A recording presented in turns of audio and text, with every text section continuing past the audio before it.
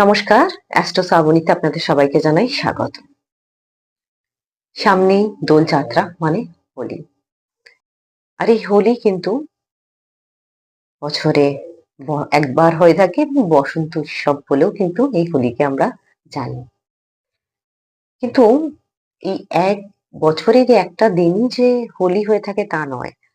বছরের প্রত্যেকটা দিন কিন্তু হোলি হয়। কিরকম ভাবে?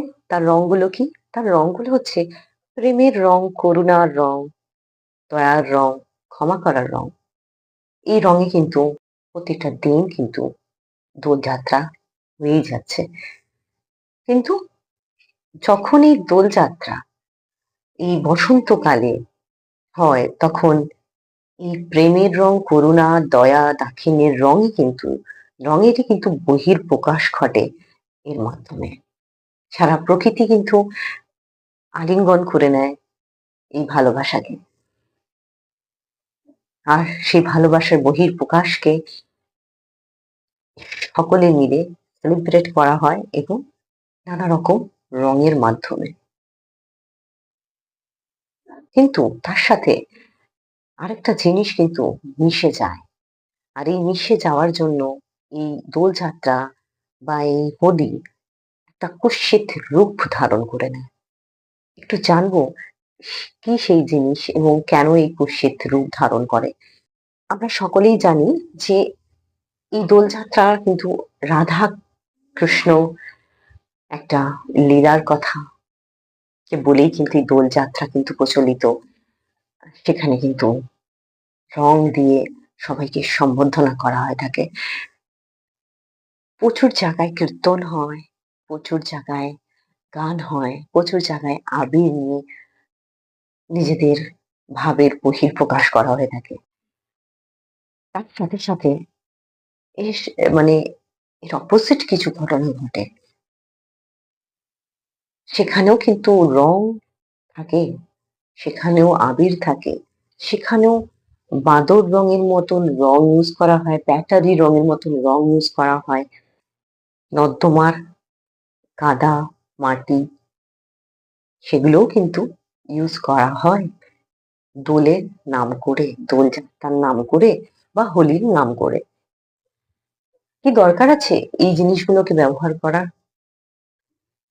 এখানে একটু হিউম্যান সাইকোলজির একটা পার্ট রয়েছে।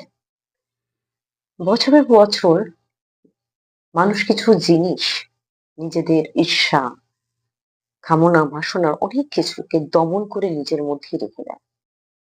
তার বহিঃপ্রকাশ সবসময় ঘটে না বা অনেক সময় তার নিকাশিও ঠিক মতন হয় না। সেক্ষেত্রে বছরেরই একটা দিন তাদের তারা পেয়ে যান। তারা তাদের নেগেটিভ কিছু জিনিসকে বাইরে বের করার জন্য। আর তারা সেই জিনিসগুলোকে রঙের মাধ্যমে তাদের এই নেগেটিভিটি গুলোকে অন্যের উপরে কিন্তু একদম ফেলে দেয়, একদম বাজে বিশ্রী ভাবে তার বহিঃপ্রকাশ হয়।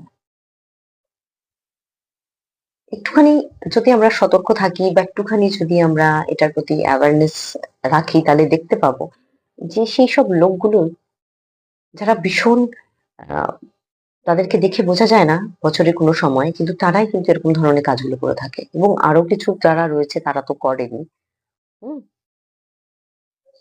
তাদের কাছে একান্ত অনুরোধ, কিছু করার আগে হোলিতে কারোর বাড়িতে গিয়ে কোনো মহিলার গায়ে আচমকাই রং নিয়ে ঝাঁপিয়ে পড়া, কাউকে কাদা মাখিয়ে দেওয়া, কাউকে মলেস্ট করা, এসব করাগুলো করতে যাওয়ার আগে নিজেদেরকে একটুখানি বিচার করে নেবেন যে নিজেরা কি করতে চলেছেন, কি করছেন।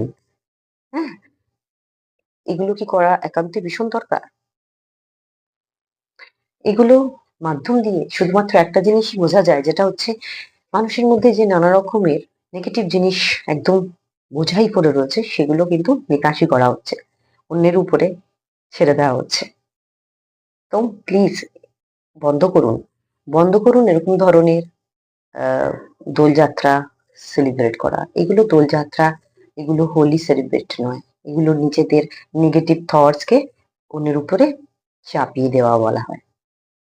দোলযাত্রা যদি করেই থাকেন, হোলি যদি একান্তই সেলিব্রেট করতে চান, আগে নিজেকে বিচার করে নেবেন যে আমার ভিতরে কতটা প্রেম ভাব আছে, কতটা করুণা আছে, কতটা দয়া আছে, কাউকে ক্ষমা করার কতটা ক্ষমতা রয়েছে। সেটা বিচার করে নিয়ে দেখবেন আপনার হোলি বা আপনার এই দোলযাত্রা সবথেকে সুন্দর দোলযাত্রায় পরিণত হয়ে যাবে। তাই জন্য সকলকে বিনীত অনুরোধ, এরকম কিছু ঘটনা ঘটাবেন না, এরকম কিছু করবেন না যাতে অন্য মানুষের ক্ষতিগ্রস্ত হন। কেন অনেক সময় এই দোলযাত্রায় দেখা যায় অনেক মানুষের কিন্তু মৃত্যু পর্যন্ত হয়ে যায়। অনেককে হেনস্থা হতে হয়, অনেক মহিলাদেরকে হেনস্থা হতে হয়, অনেককে অনেক রকম ভাবে হেনস্থা হতে হয়। দয়া করে মাথায় রাখবেন, দয়া করে শান্তিপূর্ণভাবে দোলযাত্রা উপভোগ করবেন। নমস্কার, আজ এই পর্যন্ত।